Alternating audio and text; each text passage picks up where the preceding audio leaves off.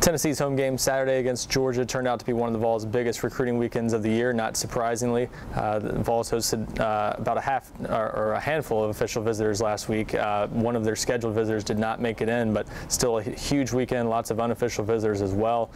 Leading, kind of headlining that list of official visitors was five-star wide receiver Kyle Davis from Georgia. He's obviously visited Tennessee multiple times before that, but that was especially important with his scheduled announcement coming up on October 23rd. Looks like a Tennessee, Auburn, and Georgia battle right now, and there's been more and more talk that Auburn might be the team to beat there, but Tennessee certainly made a good impression on him this past weekend. We'll see over the next 10 days or so whether that's enough for Tennessee to make a final push there. Kellen Deesh, the four-star offensive tackle from Texas, who just decommitted from Arkansas recently, now taking a pretty hard look at Tennessee.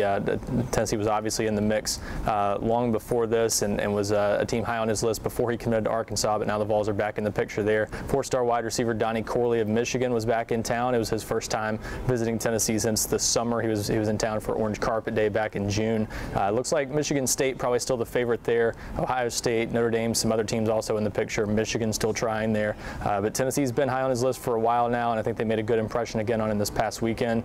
Maybe not enough to overtake Michigan State, but I think Tennessee's still in that race going into the final months here before signing day. Javon McKinley, a four-star wide receiver from California, also on an official visit, took his first look at Tennessee. Actually had been planning to make that trip for a while now. I think now that he's looked at Tennessee, that's an intriguing option for him, but some people close to that one still think he's more likely to end up somewhere on the West Coast, being from California. But if he does go anywhere else, Tennessee could be a bit of a dark horse contender there.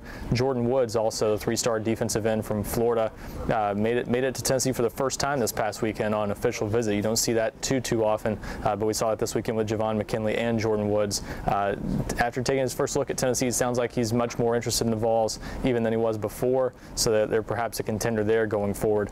The one who did not make it in, Lavert Hill, the four-star cornerback and Penn State commitment from up in Detroit, also teammate of Donnie Corley, but he was not able to join Corley on that visit. Instead, ended up visiting Michigan, who it looked like going into the weekend was always more of a contender there and more of a threat to steal him away from Penn State.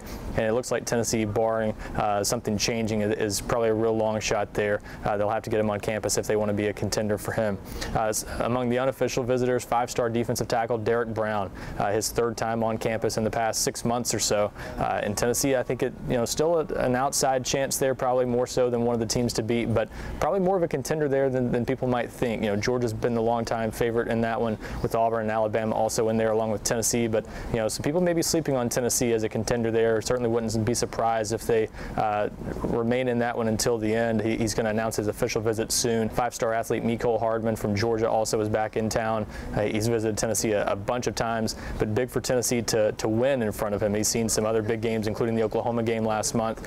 So to finally win one of those big games in front of him certainly made an impression on him. Same with Nigel Warrior, the four-star defensive back from the Atlanta area, son of Dale Carter, the former Tennessee standout, and to get him back in town for a win, I think also was important with him. And his cousin, D'Angelo Gibbs, the five-star 2017 prospect, also was in with him, and same thing with him. Big, I think, to win in front of those guys, especially being Georgia natives and beating Georgia in front of them. Also, Marquez Callaway, the four-star athlete from down in Georgia, was back in town. Tennessee's been high on his list for a few months now. I think Tennessee might be one of the teams to beat coming out of that visit. They certainly made a good impression on him and his family again, so that one could be one to watch. Callaway is one of Tennessee's top remaining wide receiver targets in the 2016 class. Another one of Tennessee's longtime top targets in the 2017 class, Trey Smith, was also back in town. He's a four-star offensive tackle from Jackson, Tennessee, currently the #1 player in the state in the 2017 rankings from 24/7 Sports.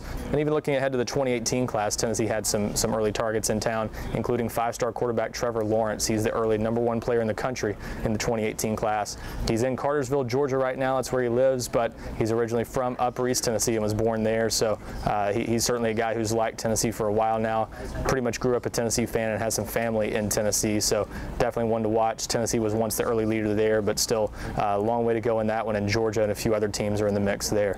So it was a big visit weekend for Tennessee. You'll see Tennessee's coaches back on the road this weekend, taking advantage of the open date, going into next week's game against Alabama, so you'll see them all over the country this week, probably going to some junior colleges and some places a little further away that they can't get to during the season. And we'll have more on that next week in the Go Vols 24/7 Recruiting Roundup.